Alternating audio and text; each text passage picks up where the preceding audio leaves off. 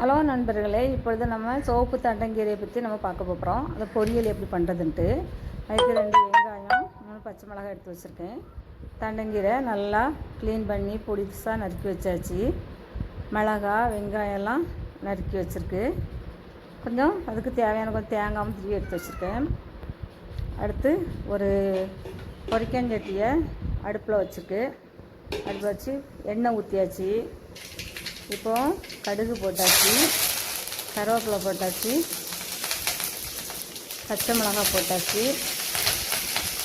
வெங்காயம் பொடிசா நறுக்கின வெங்காயத்தையும் போட்டாச்சு. இதை நல்லா வதக்கணும்.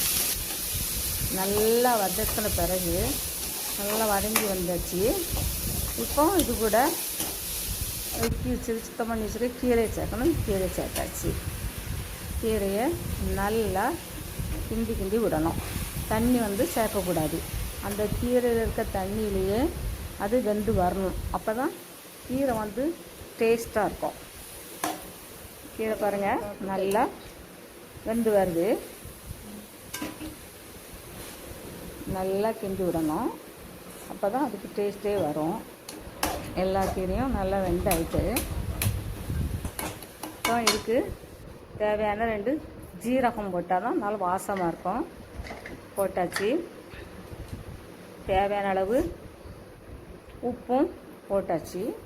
இப்போ இதை நல்லா எப்படி உப்பு எல்லாம் சேர்ற மாதிரி நல்லா கிண்டணும்.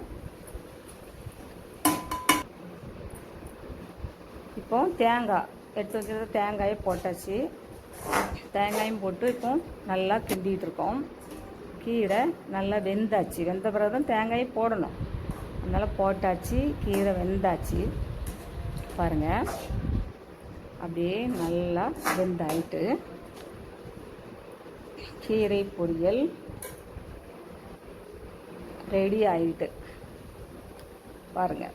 கீரை எவ்வளோ அழகாக வந்திருக்குன்னு பாருங்கள். பார்க்கறதுக்கே ஒரு அழகாக இருக்கும். சாப்பிட்டா நல்ல டேஸ்ட்டாகவும் இருக்குது. நான் அந்த கீரை இப்போ தான் வாங்கிட்டு எடுத்து பாருங்கள். இன்னும் கொஞ்சம் நல்லா கிண்டி விட்டாச்சு. கீரை ரெடி. எடுத்தாலும் சாப்பிட போவோம் வாங்க.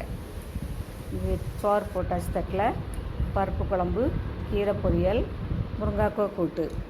எல்லோரும் சாப்பிட வாங்க. அருமையாக இருக்கும்.